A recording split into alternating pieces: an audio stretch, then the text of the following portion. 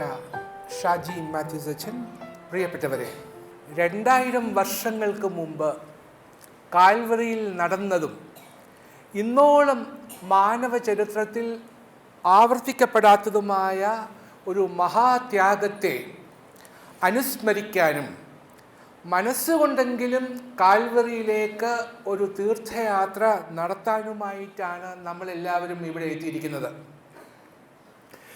ഇപ്പോൾ എൻ്റെയും നിങ്ങളുടെയും മനസ്സിൽ ഒരു ചിത്രം മാത്രമേ ഉള്ളൂ, ഒരു മരക്കുരിശ്. ആ മരക്കുരിശിൽ 3 ആണിമേൽ തൂങ്ങിക്കിടക്കുന്ന നമ്മുടെ നാഥൻ്റെ ചിത്രമാണ് എല്ലാവരുടെയും മനസ്സിൽ. തലയിൽ മുൾക്കിരീടം ചൂടി അർദ്ധനഗ്നനായി ശരീരമാസകലം രക്തത്തിൽ മുങ്ങിക്കിടക്കുന്ന നാഥൻ്റെ ചിത്രമാണ് നമ്മുടെ മനസ്സിൽ. ഈ മഹാത്യാഗത്തെ വീണ്ടും വീണ്ടും അനുസ്മരിപ്പിക്കാൻ വേണ്ടിയിട്ടാണ് നമ്മളെല്ലാവരും കുരിശ് ധരിക്കുന്നത്. കുരിശ് വിജയത്തിൻ്റെ അടയാളമാണ്, അത് രക്ഷയുടെ കവചമാണ്. അതിലെല്ലാം ഉപരി കുരിശിന് മറ്റൊരു മേന്മയുണ്ട്. എന്താണെന്നോ? അത് മർത്യനെ അമർത്യനാക്കി എന്നുള്ളതാണ് കുരിശിൻ്റെ ഏറ്റവും വലിയ മേന്മ. മരണം വിധിക്കപ്പെട്ട മനുഷ്യനെ മരണമില്ലാത്തതാക്കിയതാണ് കുരിശ്. അതിന് കാരണം അവിടെ രക്തം ചിന്തപ്പെട്ടു എന്നുള്ളതാണ്. ആ രക്തം അമൂല്യമായ രക്തമായിരുന്നു, നമ്മുടെ കർത്താവിൻ്റെ അമൂല്യമായ രക്തമായിരുന്നു. It was the precious blood of Jesus Christ that saved you and me from all sins. ക്രിസ്തു എന്ന ഊനമില്ലാത്ത, കറയും കളങ്കവുമില്ലാത്ത കുഞ്ഞാടിൻ്റെ അമൂല്യമായ രക്തം കൊണ്ടാണ് ദൈവം നമ്മെ ഓരോരുത്തരെയും വീണ്ടെടുത്തത്. അതല്ലാതെ പൊന്നും വെള്ളിയും കൊണ്ടല്ല. പൗലോസ് അപ്പോസ്തലൻ പറയുന്നു, നിങ്ങളുടെ നടപ്പിൽ നിന്ന് നിങ്ങളെ വീണ്ടെടുത്തിരിക്കുന്നത് പൊന്ന് വെള്ളി മുതലായ അഴിഞ്ഞുപോകുന്ന വസ്തുക്കളെ കൊണ്ടല്ല, ക്രിസ്തു എന്ന നിർദോഷവും നിഷ്കളങ്കവുമായ കുഞ്ഞാടിൻ്റെ വിലയേറിയ രക്തം കൊണ്ടത്രേ എന്ന് നിങ്ങൾ അറിയുന്നുവല്ലോ എന്ന് പറയുന്നു. The precious blood of Jesus Christ, നമ്മുടെ കർത്താവിൻ്റെ അമൂല്യമായ രക്തം. നമുക്കൊന്ന് ചിന്തിക്കാം, നമ്മുടെ കർത്താവിൻ്റെ രക്തം ഇത്ര അമൂല്യമാകാനുള്ള കാരണങ്ങൾ എന്തൊക്കെയാണ്? ഒന്ന്, പഴയ നിയമ കൽപ്പനകൾ നമ്മൾ നോക്കുക. നീ മോഷ്ടിക്കരുത്, കള്ളസാക്ഷ്യം പറയരുത്, വ്യഭിചരിക്കരുത്, കൊലപാതകം നടത്തരുത് എന്നൊക്കെ പറഞ്ഞ് നിഷേധ രൂപത്തിലുള്ള കൽപ്പനകളായിരുന്നു പഴയ നിയമകാലത്ത്. എന്നാൽ കർത്താവ് തൻ്റെ ബലിദാനത്തിലൂടെ ഈ ന്യായപ്രമാണങ്ങളിൽ നിന്നെല്ലാം നമ്മെ മോചിതരാക്കി. ഇന്ന് ഈ പഴയ നിയമ കൽപ്പനകൾ നമ്മെ തുറിച്ചു നോക്കുന്നില്ല, ഇന്ന് അവ നമ്മെ പേടിപ്പെടുത്തുന്നില്ല, ഇന്ന് അവ നമ്മെ ഭയപ്പെടുത്തുന്നില്ല.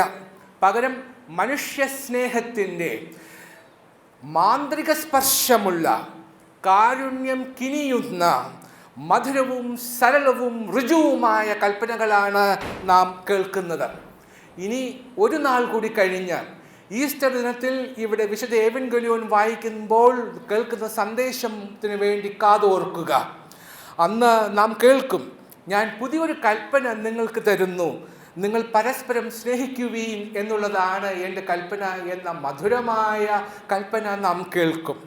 പഴയ നിയമകാലത്തിലെ കർക്കശവും നിർദാക്ഷിണ്യവുമായ കൽപ്പനകളിൽ നിന്നും നമുക്ക് വിമോചനം നൽകിയത് നമ്മുടെ കർത്താവിൻ്റെ രക്തത്തിലൂടെയായിരുന്നു. അതുകൊണ്ടാണ് അത് അമൂല്യമായത്. ന്യായപ്രമാണ പ്രകാരം ഏകദേശം സകലവും രക്തത്താൽ ശുദ്ധീകരിക്കപ്പെടുന്നു, രക്തം ചൊരിഞ്ഞിട്ടല്ലാതെ വിമോചനമില്ല എന്ന് എബ്രായർക്ക് എഴുതിയ ലേഖനത്തിൽ പറയുന്നു. കർത്താവിൻ്റെ രക്തം അമൂല്യമാകാനുള്ള രണ്ടാമത്തെ കാരണം അത് എല്ലാ പാപങ്ങളെയും മായ്ച്ചു കളയുന്നു എന്നുള്ളത് കൊണ്ടാണ്. 1 യോഹന്നാൻ 7 പറയുന്നു, അവൻ്റെ പുത്രനായ യേശുവിൻ്റെ നാമം സകല പാപവും പോക്കി നമ്മെ ശുദ്ധീകരിക്കുന്നു. The blood of Jesus Christ cleanses us from all sins എന്ന് എഴുതിയിരിക്കുന്നു. ഒരിക്കൽ മാർട്ടിൻ ലൂഥറെ പിശാച് പരീക്ഷിച്ചു. അദ്ദേഹം മാർട്ടിൻ ലൂതറിൻ്റെ കർത്താവിൻ്റെ വലിയ ശിഷ്യനായിരുന്നു മാർട്ടിൻ ലൂതർ. മാർട്ടിൻ ലൂതറെ പിശാച് പരീക്ഷിച്ചിട്ട് മാർട്ടിൻ ലൂതറിനോട് പിശാച് പറഞ്ഞു, നീ അത്ര വലിയ കേമനാണെന്നും വിചാരിക്കണ്ട, നീ ചെയ്ത പാപങ്ങളൊക്കെ എനിക്കറിയാം എന്ന് പിശാച് മാർട്ടിൻ ലൂതറിനോട് പറഞ്ഞു. അപ്പോൾ മാർട്ടിൻ ലൂതർ പറഞ്ഞു, ശരി, അങ്ങനെയെങ്കിൽ ഞാൻ ചെയ്ത പാപങ്ങളെല്ലാം നീ ഒരു പേപ്പറിൽ എഴുതി വെക്ക് എന്ന് പറഞ്ഞു. അത് കഴിഞ്ഞ് പിശാച് ഇതെല്ലാം എഴുതി. അത് കഴിഞ്ഞിട്ട് മാർട്ടിൻ ലൂതർ ചോദിച്ചു, ഇത്രയേ ഉള്ളോ, ഇനിയും ഉണ്ടോ എന്ന് ചോദിച്ചു. അപ്പോൾ പിശാച് പറഞ്ഞു, ഇനിയും ഉണ്ട്. പിന്നെ വീണ്ടും അദ്ദേഹം എഴുതി. എല്ലാം എഴുതി കഴിഞ്ഞിട്ട് പേപ്പർ ലൂതറിനെ കാണിച്ചു. അപ്പോൾ ലൂതർ പറഞ്ഞു, ശരി, ഇനി അതിൻ്റെ താഴെ യേശുക്രിസ്തുവിൻ്റെ രക്തം സകല പാപങ്ങളെയും മായ്ച്ചുകളെയും എന്നുകൂടി എഴുതാൻ പറഞ്ഞു. അതുകൊണ്ടാണ് 103-ാം സങ്കീർത്തനത്തിൽ നാം വായിക്കുന്നത്, അവൻ നിന്റെ അകൃത്യമൊക്കെയും മോചിക്കുന്നു, സകല പാപവും ക്ഷമിക്കുന്നു, നിന്റെ സകല രോഗങ്ങളെയും സൗഖ്യമാക്കുന്നു എന്ന് എഴുതിയിരിക്കുന്നു. സുവിശേഷങ്ങൾ വായിക്കുന്ന ഏതൊരാളുടെയും മനസ്സിൽ പതിയുന്ന ഒരു കാര്യമുണ്ട്. ധാർമ്മിക ചുതി മൂലം പാപത്തിലേക്ക് എറിയപ്പെട്ട എത്രയെത്ര ആൾക്കാരെയാണ് നമ്മുടെ പൊന്നു തമ്പുരാൻ എത്ര കരുണയോടുകൂടിയാണ്, എത്ര സൗമ്യതയോടുകൂടിയാണ്, എത്ര ആർദ്രതയോടുകൂടിയാണ് അവൻ അവരെ കൈകാര്യം ചെയ്യുന്നത്. 5 ഭർത്താക്കന്മാരാലും ഉപേക്ഷിക്കപ്പെട്ട ഒരു സ്ത്രീ, പാപിനിയായ ഒരു വേശ്യ, സത്യസന്ധതയില്ലാത്ത ഒരു ചുങ്കക്കാരൻ, ഗുരുവിനെ തള്ളിപ്പറഞ്ഞ ശിഷ്യൻ, പിന്നെ വലതുഭാഗത്തെ കള്ളൻ, ഇവരുടെ എല്ലാം പാപങ്ങൾ മോചിക്കപ്പെട്ടു. ഇനി കർത്താവിൻ്റെ രക്തം അമൂല്യമാകാനുള്ള 3-ാമത്തെ കാരണം അത് സംരക്ഷിക്കുന്ന രക്തമാണ് എന്നുള്ളത് കൊണ്ടാണ്. It is A preserving power. അത് എന്തുകൊണ്ട് സംരക്ഷിക്കുന്നു? ഈജിപ്തിലെ ഭയാനകമായ ആ കാളരാത്രിയെക്കുറിച്ച് ഓർമ്മിച്ചു നോക്കുക. യഹോവയുടെ ശത്രുക്കളെ നിഗ്രഹിക്കാനായി സംഹാരദൂതൻ വന്ന സമയം ഓർക്കുക. അന്ന് ആ സംഹാരദൂതൻ എല്ലാ ഭവനങ്ങളിലും കയറിയപ്പോൾ അവിടെ കൂട്ടക്കരച്ചിലുകൾ ഉണ്ടായി, അവിടെ വിലാപങ്ങൾ ഉയർന്നു. സംഹാരദൂതൻ കടന്ന ഭവനങ്ങളിലെല്ലാം മരണമുണ്ടായി. എന്നാൽ ചില ഭവനങ്ങളിൽ സംഹാരദൂതൻ കയറിയില്ല. എവിടെ കയറിയില്ല? അവിടെ രക്തം കൊണ്ട് കട്ടളപ്പടിമേൽ കുങ്കുമക്കുറി ചാർത്തിയിട്ടുള്ള ഭവനങ്ങളിൽ സംഹാരദൂതൻ കടന്നില്ല. അവിടെ അവൻ രക്തം കണ്ടപ്പോൾ അവിടെ നിന്നും മാറിപ്പോയി. നമ്മുടെ കർത്താവിൻ്റെ രക്തവും നമ്മുടെ കർത്താവിൻ്റെ ശരീരവും പാനം ചെയ്തിട്ടുള്ള ഭക്ഷിച്ചിട്ടുള്ള നമ്മളെയും ഇതേപോലെ സംഹാരദൂതൻ ഉപദ്രവിക്കുകയില്ല. കർത്താവിൻ്റെ റൂഷ്മയാൽ മുദ്രകുത്തപ്പെട്ടവരാണ് ഞാനും നിങ്ങളും. അതുകൊണ്ട് നാം ഒന്നിനെയും ഭയപ്പെടേണ്ടതില്ല. കൊടുങ്കാറ്റടിക്കട്ടെ, പേമാരി കോരിച്ചൊരിയട്ടെ, അല്ലെങ്കിൽ ഇടിമുഴക്കം ഗർജിക്കട്ടെ, അല്ലെങ്കിൽ മിന്നൽ പിണരുകൾ നമ്മെ അന്ധരാക്കട്ടെ, രാക്ഷസ തിരമാലകളിൽപ്പെട്ട് നമ്മുടെ വഞ്ചി ഊയലാടട്ടെ, ഞാൻ ഒന്നിനെയും ഭയപ്പെടുകയില്ല. കാരണം എൻ്റെ കർത്താവിൻ്റെ രക്തം എന്നെ സംരക്ഷിക്കും എന്ന് ഞാൻ വിശ്വസിക്കുന്നു. പ്രിയപ്പെട്ടവരെ, പരിശുദ്ധ ഇഗ്നാത്തിയോസ് എന്ന പിതാവിനെക്കുറിച്ച് നിങ്ങൾ തീർച്ചയായിട്ടും കേട്ടിട്ടുണ്ട്. കേസരികൾക്കിരയായോനെ ഇഗ്നാത്തിയോസ് അഗ്നിമയ പ്രാർത്ഥിച്ചിടണമേ ഞങ്ങൾക്കായി എന്ന് നമ്മളെല്ലാ കുർബാന സമയത്തും പ്രാർത്ഥിക്കുന്ന പള്ളിയിൽ വരുമ്പോൾ നാം പാടുന്ന പാട്ടാണ്. ഈ പരിശുദ്ധ ഇഗ്നാത്തിയോസ് അന്ത്യോഖ്യയിലെ പാത്രിയർക്കീസ് ആയിരുന്നു. പരിശുദ്ധ പത്രോസിന് ശേഷം സെൻറ്റ് എവോദ്യസ്, അത് കഴിഞ്ഞിട്ട് 3-ാമത്തെ ആളായിരുന്നു സെൻറ്റ് ഇഗ്നാത്തിയോസ്. അദ്ദേഹത്തെ നാം എല്ലാ തുബ്ദേൻ വായിക്കുന്ന അവസരങ്ങളിലെല്ലാം നാം അദ്ദേഹത്തെ ഓർമ്മിക്കും. അദ്ദേഹം ജീവിച്ചിരുന്ന കാലത്ത് റോമൻ സാമ്രാജ്യം ഭരിച്ചിരുന്നത് എംപറർ ട്രാജൻ എന്നൊരാളായിരുന്നു. 98 മുതൽ 117 വരെയുള്ള വർഷങ്ങളിൽ റോമ സാമ്രാജ്യം ഭരിച്ചിരുന്ന ചക്രവർത്തിയുടെ പേരാണ് ട്രാജൻ. അദ്ദേഹം ക്രൈസ്തവരെ പീഡിപ്പിച്ചുകൊണ്ടേ നടന്നു. അപ്പോൾ അദ്ദേഹം കേട്ടു അന്ത്യോഖ്യയിൽ വളരെ വലിയ ഒരു ക്രൈസ്തവ ശിഷ്യനുണ്ട് എന്ന് അദ്ദേഹം കേട്ടു. അദ്ദേഹത്തെ പിടിച്ചുകൊണ്ടുവരാൻ കൽപ്പിച്ചു. ക്രിസ്തുവിനെ ഉപേക്ഷിക്കണം എന്നുള്ളതായിരുന്നു രാജാവിൻ്റെ ആവശ്യം. എന്നാൽ ഇഗ്നാത്തിയോസ് അതിന് തയ്യാറായില്ല. അതുകൊണ്ട് അദ്ദേഹത്തെ റോമൻ പടയാളികൾ വന്ന് ബന്ധിച്ച് അദ്ദേഹത്തെ റോമിലേക്ക് ഒരു കുതിരപ്പുറത്ത് കയറ്റിക്കൊണ്ടുപോയി. ആ സമയത്ത് അദ്ദേഹം അങ്ങനെ പോയിക്കൊണ്ടിരുന്നപ്പോൾ അദ്ദേഹം 7 കത്തുകൾ എഴുതി. ആ 7 കത്തുകൾ ഇന്ന് ഏറ്റവും വിലപ്പെട്ട കത്തുകളാണ്. അദ്ദേഹം അത് എഴുതിയപ്പോൾ, അദ്ദേഹം കൊണ്ടുപോയപ്പോൾ അദ്ദേഹത്തിൻ്റെ സ്നേഹിതർ പറഞ്ഞു, ഇല്ല, ഒരിക്കലും ഞങ്ങളത് സമ്മതിക്കുകയില്ല. നിന്നെപ്പോലെ നല്ലൊരു മനുഷ്യന്, പരിശുദ്ധനായ ഒരു മനുഷ്യനെ കൊല്ലാൻ ഞങ്ങൾ സമ്മതിക്കുകയില്ല. ഞങ്ങൾ ചക്രവർത്തിയോട് അപേക്ഷിക്കും, ഞങ്ങളൊരു റെക്കമെൻഡേഷൻ കൊടുക്കും. അതുകൊണ്ട് നീ റോമിൽ ചെല്ലുമ്പോഴേക്കും ഞങ്ങളുടെ ശുപാർശ അവിടെ എത്തിയിരിക്കും. അതുകൊണ്ട് ഒരു കാരണവശാലും നിന്നെ ബലി കഴിക്കാൻ ഞങ്ങൾ സമ്മതിക്കുകയില്ല എന്ന് പറഞ്ഞ് അദ്ദേഹത്തിൻ്റെ കൂട്ടുകാർ ഇഗ്നാത്തിയോസിനെ സമാധാനിപ്പിച്ചു. അപ്പോൾ പരിശുദ്ധ ഇഗ്നാത്തിയോസ് തൻ്റെ കൂട്ടുകാർക്ക് ഒരു കത്തയച്ചു. ആ കത്തിൻ്റെ പ്രസക്ത ഭാഗം ഞാൻ വായിച്ചു കേൾപ്പിക്കാം. I am writing to all the churches and I appeal to you all that I am dying willingly for God's sake. ഞാൻ എൻ്റെ കർത്താവിന് വേണ്ടി സ്വയം മരണം സ്വീകരിച്ചിരിക്കുന്നു. നിങ്ങൾ അത് തടയരുതേ. If only you don't prevent it. I beg of you, do not do me an untimely favor. അസ്ഥാനത്തുള്ള ഒരു കരുണ എന്നോട് നിങ്ങൾ കാട്ടരുതേ. Allow me to be eaten by the bees which are my way of reaching God. ഞാൻ സിംഹങ്ങൾക്ക് ഇരയാകാൻ എന്നെ അനുവദിക്കൂ. എൻ്റെ കർത്താവിൻ്റെ അടുത്തെത്താൻ ഈ മാർഗമാണ് ഞാൻ സ്വീകരിച്ചിരിക്കുന്നത്. I am God's wheat. ഞാൻ എൻ്റെ ദൈവത്തിൻ്റെ ധാന്യം. I am to be grounded. I am to be pulverized by the teeth of the wild bees so that I may become the pure bread of Jesus Christ. ഞാൻ വെറും ധാന്യം, സിംഹങ്ങളുടെ പല്ലുകൾക്കിടയിൽ ഞാൻ ഞെരിഞ്ഞമരട്ടെ. ഞാൻ എൻ്റെ കർത്താവിൻ്റെ വെടിപ്പുള്ള അപ്പമായി തീരട്ടെ എന്ന പരിശുദ്ധ ഇഗ്നാത്തിയോസ് എഴുതിയിരിക്കുന്നു. പ്രിയപ്പെട്ടവരെ, പരിശുദ്ധ ഇഗ്നാത്തിയോസിന് ഇത് പറയാൻ ഇങ്ങനെ എഴുതാനുള്ള ധൈര്യം എങ്ങനെയുണ്ടായി? അവനറിയാം എൻ്റെ കർത്താവിൻ്റെ രക്തം എന്നെ എല്ലാ പീഡനങ്ങളിൽ നിന്നും സംരക്ഷിക്കും എന്ന് അവൻ മനസ്സിലാക്കിയിരുന്നു. ഇനി നാലാമതായി, കർത്താവിൻ്റെ രക്തത്താൽ സകലവും പൊറുക്കപ്പെടുന്നു. പൗലോസ് അപ്പോസ്തലൻ എബ്രായർക്ക് എഴുതിയ ലേഖനം 12-ാം അധ്യായത്തിൽ പറയുന്നു, പുതുനിയമത്തിൻ്റെ മധ്യസ്ഥനായ യേശുവിനും ഹാബേലിൻ്റെ രക്തത്തെക്കാൾ ഗുണകരമായി സംസാരിക്കുന്ന പുണ്യാഹാര രക്തത്തിനും അടുക്കലത്രേ നിങ്ങൾ വന്നിരിക്കുന്നത്. ഹാബേലിൻ്റെ രക്തം ചിന്തിയപ്പോൾ പ്രതികാരമുണ്ടായി. എന്നാൽ നമ്മുടെ കർത്താവിൻ്റെ രക്തം ചിന്തിയപ്പോൾ പിതാവേ ഇവരോട് പൊറുക്കണമേ എന്ന പ്രാർത്ഥന ഉണ്ടായി. കർത്താവിൻ്റെ രക്തം പാനം ചെയ്യുകയും അവൻ്റെ തിരുശരീരം ഭക്ഷിക്കുകയും ചെയ്ത യഥാർത്ഥ ക്രൈസ്തവർക്ക് ഇതുപോലെ എല്ലാം ക്ഷമിക്കാൻ കഴിയും. ഞാനൊരു ഉദാഹരണം മാത്രം പറയാം. നിങ്ങൾ തീർച്ചയായിട്ടും നെൽസൺ മണ്ടേലയെ കുറിച്ച് കേട്ടിട്ടുണ്ട്. സൗത്ത് ആഫ്രിക്കയുടെ പ്രസിഡന്റായ നെൽസൺ മണ്ടേല ഈ അടുത്ത കാലത്താണ് അന്തരിച്ചത്. അദ്ദേഹത്തിൻ്റെ പുരുഷായുസ് മുഴുവനും തൻ്റെ രാജ്യത്തിൻ്റെ സ്വാതന്ത്ര്യത്തിന് വേണ്ടി നീക്കിവെച്ചു. തൻ്റെ ജീവിതത്തിൽ 27 വർഷം അദ്ദേഹം ഏകാന്ത തടവിൽ കിടന്നു. ആ 27 വർഷം അദ്ദേഹം ഏകാന്ത തടവിൽ കിടന്നിട്ട് ഒരു സുപ്രഭാതത്തിൽ വെള്ളക്കാർ സൗത്ത് ആഫ്രിക്കയ്ക്ക് സ്വാതന്ത്ര്യം കൊടുക്കാൻ തീരുമാനിച്ചു. അപ്പോൾ അദ്ദേഹത്തിന് തീരുമാനിച്ചിട്ട് തടവറയിൽ നിന്നും നെൽസൺ മണ്ടേല നടന്നുപോയത് സൗത്ത് ആഫ്രിക്കയുടെ പ്രസിഡന്റായി സത്യപ്രതിജ്ഞ ചെയ്യാൻ വേണ്ടിയിട്ടായിരുന്നു. അദ്ദേഹം സത്യപ്രതിജ്ഞ ചെയ്യാൻ വേണ്ടി പോയപ്പോൾ അദ്ദേഹത്തിൻ്റെ കൂടെ ഇരുത്തിയത് ആരെയാണെന്നറിയാമോ? അദ്ദേഹത്തിനെ 27 വർഷം പീഡിപ്പിച്ച ജയിലറെയാണ് അദ്ദേഹം തൻ്റെ കൂടെ ഇരുത്തിയത്. എന്നിട്ട് അപ്പോൾ കറുത്തവർഗ്ഗക്കാർ പറഞ്ഞു, ഞങ്ങളെ പീഡിപ്പിച്ച, ഞങ്ങളെ നിരന്തരം ശല്യപ്പെടുത്തിയ, കഷ്ടപ്പെടുത്തിയ, പീഡിപ്പിച്ച വെള്ളക്കാരെ പാഠം പഠിപ്പിച്ചേ മതിയാവൂ. അതിനുവേണ്ടി അവരെ ശിക്ഷിക്കണം. ഞങ്ങളുടെ ഒരുപാട് കറുത്ത വർഗ്ഗക്കാരെ അവർ കൊന്നു. അവർ നിരപരാധികളെ തൂക്കിലേറ്റി, അവരെ ചിലരെയൊക്കെ വെടിവെച്ചു കൊന്നു. അങ്ങനെ ചെയ്ത കൊലപാതകികളെ, കിരാതന്മാരെ അവരെ ശിക്ഷിക്കുക തന്നെ വേണമെന്ന് അവർ മുറവിളി കൂട്ടി. അപ്പോൾ നെൽസൺ മണ്ടേല ഒരു കമ്മീഷനെ നിയോഗിച്ചു. നമ്മളുടെയൊക്കെ നാട്ടിൽ എന്തെങ്കിലും ഒരു പ്രശ്നമുണ്ടായാൽ ഉടനെ ഒരു കമ്മീഷനെ നിയമിക്കും. അതൊരു ജഡ്ജി അധ്യക്ഷനായുള്ളൊരു കമ്മീഷനായിരിക്കും. അതുപോലെ അവരൊരു കമ്മീഷനെ നിയമിച്ചു. ജഡ്ജി ആയിരുന്നില്ല ചെയർമാൻ. അവിടുത്തെ സൗത്ത് ആഫ്രിക്കയുടെ ആർച്ച് ബിഷപ്പായ ഡെസ്മണ്ട് ടുറ്റു, അദ്ദേഹം ഇപ്പോഴും ജീവിച്ചിരിപ്പുണ്ട്.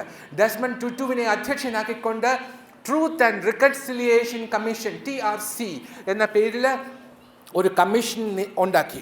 എന്നിട്ട് ഡെസ്മണ്ട് ടുറ്റു കമ്മീഷൻ്റെ നിയമാവലികൾ പറഞ്ഞു, എങ്ങനെയാണ് കമ്മീഷൻ പ്രവർത്തിക്കുന്നത് എന്ന് പറഞ്ഞു. എന്നിട്ട് പറഞ്ഞു, ഞങ്ങൾ കറുത്ത വർഗ്ഗക്കാരെ പീഡിപ്പിച്ച എല്ലാ വെള്ളക്കാരെയും ഞങ്ങൾ ശിക്ഷിക്കും. പക്ഷേ ആരെങ്കിലും നേരിട്ട് വന്ന് കുറ്റമേറ്റു പറഞ്ഞാൽ ഞങ്ങൾ ശിക്ഷ ലഘൂകരിക്കും എന്ന് പറഞ്ഞു. എന്നിട്ട് കമ്മീഷൻ്റെ സിറ്റിംഗ് ഓരോന്നായി ആരംഭിച്ചു. ഓരോ ദിവസവും നിന്ന കമ്മീഷൻ ഹാളുകളിൽ നിന്ന് പല വേദനിപ്പിക്കുന്ന, ഞെട്ടിപ്പിക്കുന്ന പല കഥകളും പുറത്തു വന്നു. എന്നാൽ ഒരു ദിവസം ഒരു കഥ കേട്ടത് അത്യന്തം വേദനാജനകമായിരുന്നു. അപ്പോൾ അന്ന് ഒരു വെള്ളക്കാരനായ പോലീസുകാരൻ, അദ്ദേഹത്തിൻ്റെ പേര് വാൻ ഡെ ബ്രോക്ക് എന്ന വെള്ളക്കാരൻ ഞെട്ടിക്കുന്ന ഒരു കഥ പറഞ്ഞു.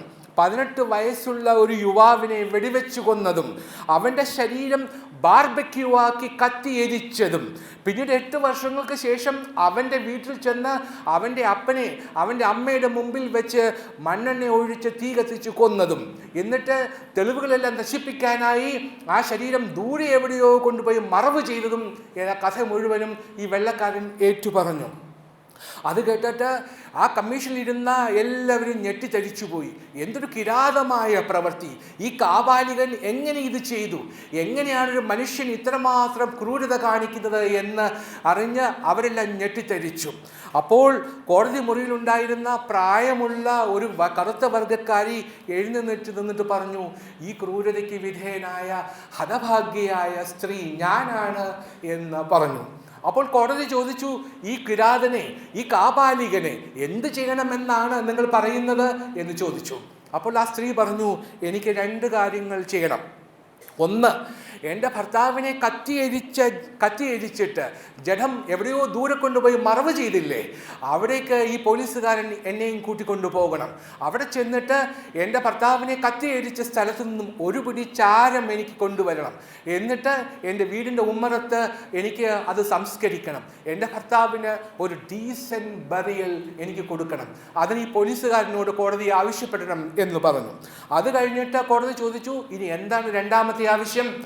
അപ്പോൾ ആ സ്ത്രീ പറഞ്ഞു, എനിക്ക് എൻ്റെ ഭർത്താവിനെ നഷ്ടപ്പെട്ടു, എനിക്ക് എൻ്റെ ഏക മകനെയും നഷ്ടപ്പെട്ടു, എനിക്ക് ആരുമില്ല, ഞാനിപ്പോൾ പൂർണ്ണമായും ഒരു വിധവയാണ്. എന്നാലും എനിക്ക് ഒത്തിരി സ്നേഹം പകർന്നു കൊടുക്കാനുണ്ട്. അതുകൊണ്ട് എനിക്ക് ഇനിയും സ്നേഹം പകർന്നു കൊടുക്കാനുള്ളത് കൊണ്ട് ഈ വാൻ ഡെ ബ്രോക്ക് എന്ന ഈ പോലീസുകാരൻ 1 മാസത്തിൽ 2 പ്രാവശ്യം എൻ്റെ വീട്ടിൽ വരണം. എനിക്ക് അയാളുടെ അമ്മയാവണം. എനിക്ക് ഒരു അമ്മയ്ക്ക് മകനോട് എന്തുമാത്രം സ്നേഹമുണ്ട് എന്നുള്ളത് എനിക്കവനെ കാണിച്ചു കൊടുക്കണം. അതിനെ ബോധ്യപ്പെടുത്തണം. അതുകൊണ്ട് ദൈവം അയാളോട് ക്ഷമിച്ചിരിക്കുന്നു, ഞാനും ക്ഷമിക്കുന്നു. എൻ്റെ വാക്ക് പാഴ്വാക്കല്ല എന്ന് തെളിയിക്കാനായിട്ട് എനിക്ക് അയാളെ ഒന്ന് ആശ്ലേഷിക്കണം എന്ന് പറഞ്ഞ് ഈ സ്ത്രീ മുന്നോട്ട് വന്നു. എന്നിട്ട് ആ വാൻ ഡെ ബ്രോക്ക് എന്ന പോലീസുകാരനെ അവർ ആശ്ലേഷിച്ചു. പെട്ടെന്ന് കോടതി മുറി നിശബ്ദമായി. ഒരാൾ എഴുന്നേറ്റിട്ട് പറഞ്ഞു, വാട്ട് ആൻ അമേസിങ് ഗ്രേസ് എന്ന് പറഞ്ഞു. അപ്പോൾ കോടതിയിൽ ഉണ്ടായിരുന്ന എല്ലാവരും എഴുന്നേറ്റ് നിന്നിട്ട്, amazing grace, how sweet the sound that saved a wretch like me.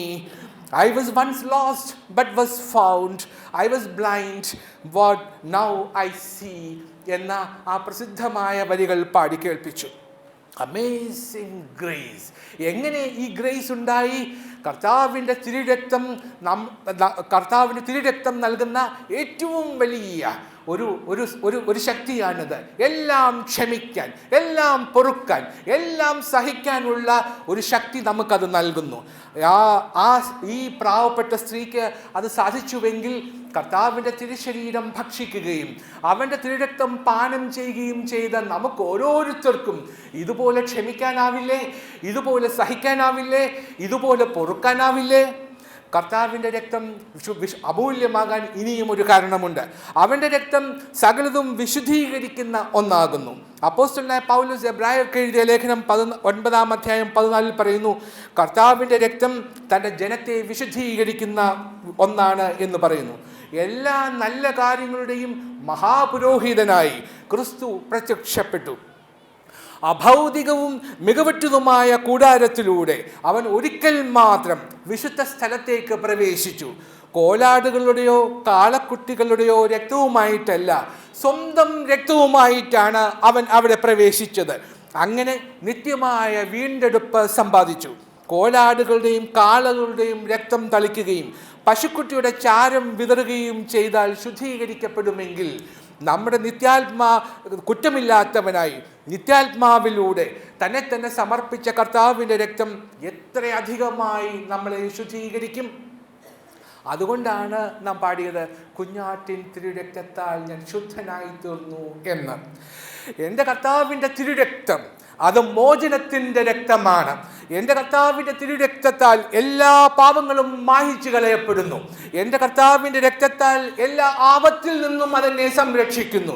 എൻ്റെ കർത്താവിൻ്റെ രക്തത്താൽ എല്ലാം പൊറുക്കപ്പെടുന്നു. എൻ്റെ കർത്താവിൻ്റെ രക്തത്താൽ എല്ലാം വിശുദ്ധീകരിക്കപ്പെടുന്നു.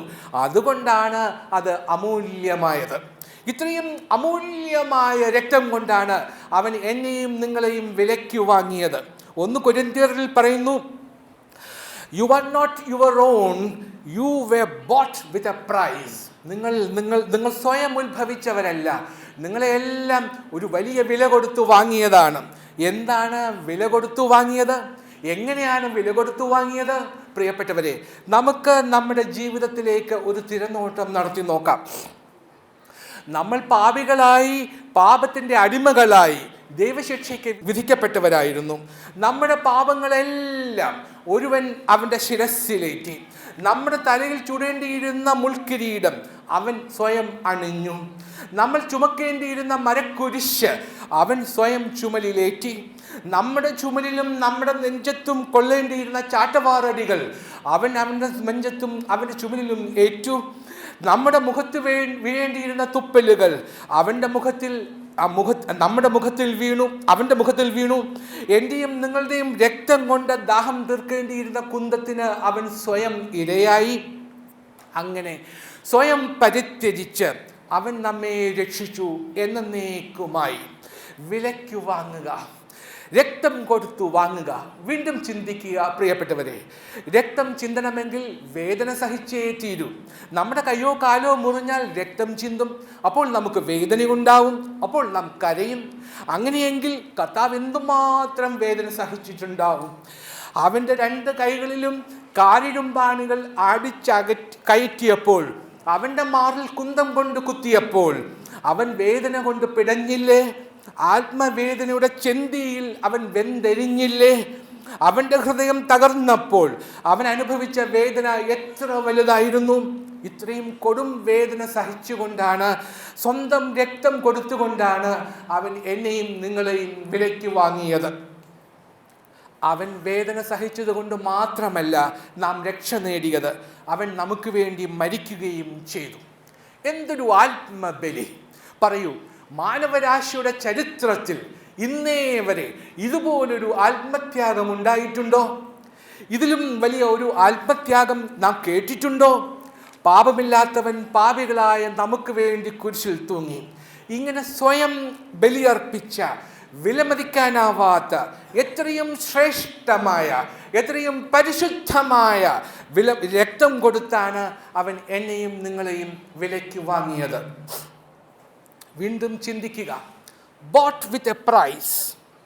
2000 വർഷങ്ങൾക്ക് മുമ്പ്, കൃത്യമായി പറഞ്ഞാൽ 1980 വർഷങ്ങൾക്ക് മുമ്പ് നമ്മുടെ കർത്താവ് ക്രൂശിലേറ്റപ്പോൾ അവന് 33 വയസ്സുണ്ടായിരുന്നു.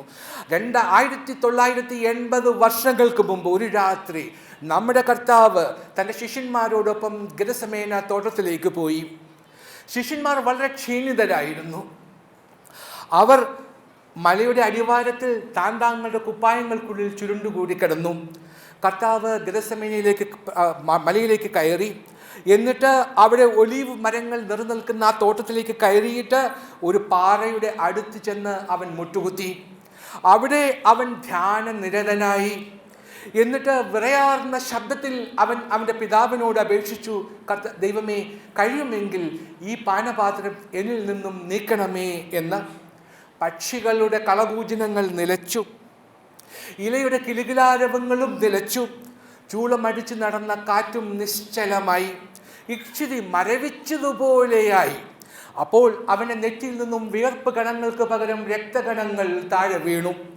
ആ ഗെത്സമേനിൽ നിന്നും എൻ്റെ നാഥൻ്റെ ശബ്ദം ഞാൻ കേൾക്കുന്നു, എൻ്റെ മകനെ, ഈ രക്തകണങ്ങൾ കൊണ്ടാണ് ഞാൻ നിന്നെ വിലയ്ക്ക് വാങ്ങിയത്. അവനെ വീണ്ടും പിന്തുടരുക. അവൻ്റെ യാതനകൾ അവിടെ തീർന്നില്ല. അവൻ്റെ കൈകാലുകളിൽ ഇരുമ്പ് ചങ്ങലകളാൽ ബന്ധിക്കപ്പെട്ടു. റോമൻ പടയാളികളുടെ ഭത്സനങ്ങൾ അവൻ കേട്ടു. അവരുടെ ചാട്ടവാറടികൾ അവൻ സഹിച്ചു. അവൻ്റെ പുറംകുപ്പായം കീറി. ദേഹമാസകലം അവൻ്റെ മർദ്ദനങ്ങൾ കൊണ്ട് അത് നീലിമയാർന്നു. അവൻ്റെ ശിരസിൽ മുൾക്കിരീടം വെച്ചു. മുള്ളുകൊണ്ട ഭാഗത്തു നിന്നും രക്തം പ്രവഹിക്കാൻ തുടങ്ങി. മരക്കുരിശും വഹിച്ച് സെഹിയോൻ മാളികയുടെ കോട്ടയിൽ നിന്നും ഉള്ളിൽ പുറപ്പെടുന്ന കർത്താവിനെ നോക്കി എബ്രായ സ്ത്രീകൾ വിലപിക്കാൻ തുടങ്ങി. അവരുടെ മാതാവ് വളരെ സങ്കടത്തോടും വളരെ ദുഃഖത്തോടും കൂടെ, എൻ്റെ പുത്ര, നീ എവിടേക്ക് പോകുന്നു? എൻ്റെ വാത്സല്യവാനെ, നിന്നെ എവിടേക്ക് കൊണ്ടുപോകുന്നു എന്ന് പറഞ്ഞ് അവൾ പ്രാവിനെ പോലെ കരയാൻ തുടങ്ങി. അവരെ നോക്കി നിരുദ്ധകണ്ഠനായി എൻ്റെ നാഥൻ പറയുന്ന ശബ്ദം ഞാൻ കേൾക്കുന്നു: എൻ്റെ മകളെ, നിന്നെ വിലയ്ക്ക് വാങ്ങാൻ ഇതാണ് ഞാൻ നൽകിയത്. ഇനി ഗോൽഗൊഥായിലേക്ക് നോക്കൂ. 2 കള്ളന്മാരോടൊപ്പം നമ്മുടെ കർത്താവ് കുരിശിൽ തൂങ്ങിക്കിടക്കുന്നു. 6 മണിക്കൂർ നേരം അവൻ കുരിശിൽ തൂങ്ങിക്കിടന്നു.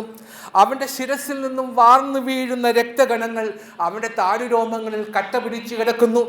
പ്രാണവേദന കൊണ്ട് പിടയുമ്പോൾ അവൻ്റെ ഹൃദയം മന്ത്രിക്കുന്നത് ഞാൻ കേൾക്കുന്നു: എൻ്റെ മകനെ, ഈ വില കൊടുത്താണ് ഞാൻ നിന്നെ വിലയ്ക്ക് വാങ്ങിയത്. നമ്മുടെ കർത്താവിൻ്റെ പീഡാനുഭവങ്ങളുമായി ബന്ധപ്പെട്ട എല്ലാ സ്ഥാനങ്ങളും എല്ലാ നാമങ്ങളും ഓർമ്മിക്കുക. ഗെത്സമേന, സെഹിയോൻ മാളിക, ഗോൽഗൊഥ, അവൻ്റെ കയ്യിൽ താഴ്ന്നിറങ്ങിയ കാരിരുമ്പാണികൾ, അവൻ്റെ തലയിൽ വെച്ച മുൾക്കിരീടം, അവൻ്റെ മാറിൽ കുത്തിയ കുന്തം, അവൻ്റെ ചുണ്ടുകളിൽ തൊടുപ്പിച്ച സ്പോഞ്ചും കാടിയും എല്ലാം ഓർക്കുമ്പോൾ നമ്മുടെ ഹൃദയം മന്ത്രിക്കണം: ഈ വില കൊടുത്താണ് എൻ്റെ കർത്താവ് എന്നെ വിലയ്ക്ക് വാങ്ങിയത്. തൻ്റെ അമൂല്യമായ രക്തം കൊണ്ട് എന്നെ വിലയ്ക്ക് വാങ്ങിയ എൻ്റെ നാഥനു വേണ്ടി എന്തു ചെയ്യാൻ എനിക്ക് കഴിയും?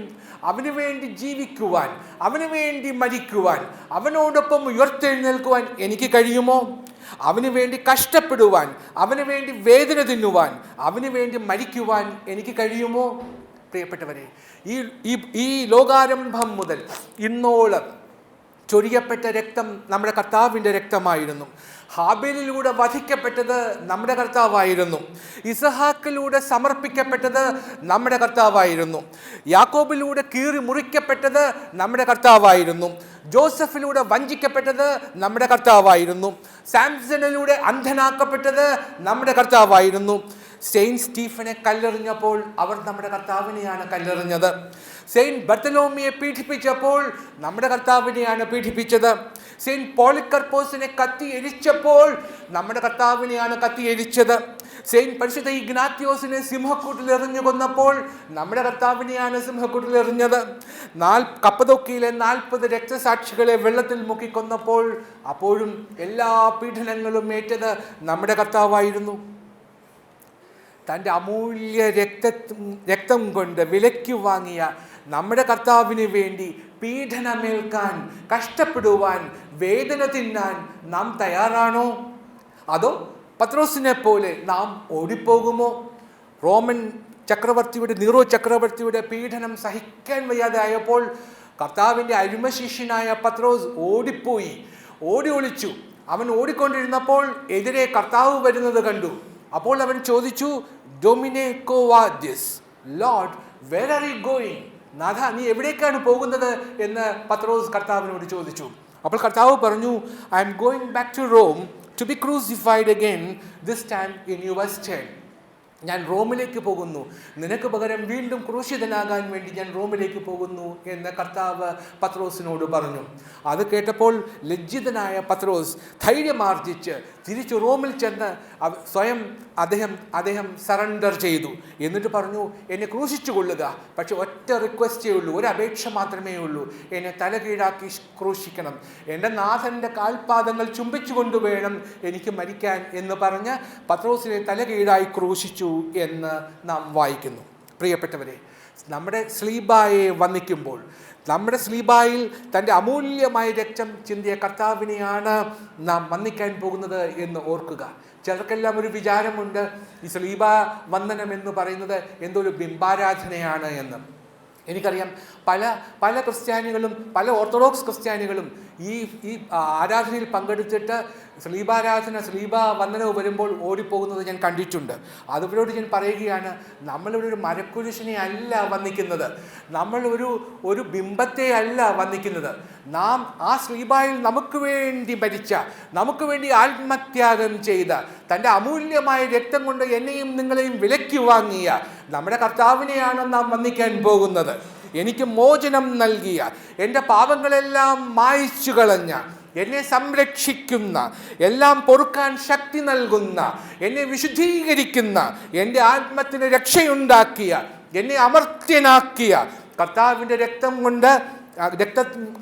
ചെയ്ത കർത്താവിനെയാണ് നാം വണങ്ങുന്നത്. പ്രിയപ്പെട്ടവരെ, എനിക്ക് വേണ്ടി ആത്മത്യാഗം സഹിച്ച പൊന്നുനാഥ, നിനക്ക് വേണ്ടി അല്പമെങ്കിലും വേദന തിന്നുവാൻ, നിനക്ക് വേണ്ടി അല്പമെങ്കിലും പീഡനമേൽക്കുവാൻ, നിനക്ക് വേണ്ടി ജീവിക്കുവാൻ വഴിയും സത്യവും ജീവനുമായ നിന്നെ അനുഗമിക്കാൻ എന്നെ അനുവദിച്ചാലും എന്ന് പ്രാർത്ഥിച്ചുകൊണ്ട് വേണം നിങ്ങൾ ഈ ശ്ലീബാവന്ദനവിൽ പങ്കെടുക്കേണ്ടത് എന്ന് ഓർമ്മപ്പെടുത്തിക്കൊണ്ട് പ്രിയപ്പെട്ടവരെ, ഞാൻ എൻ്റെ വാക്കുകൾ ചുരുക്കട്ടെ.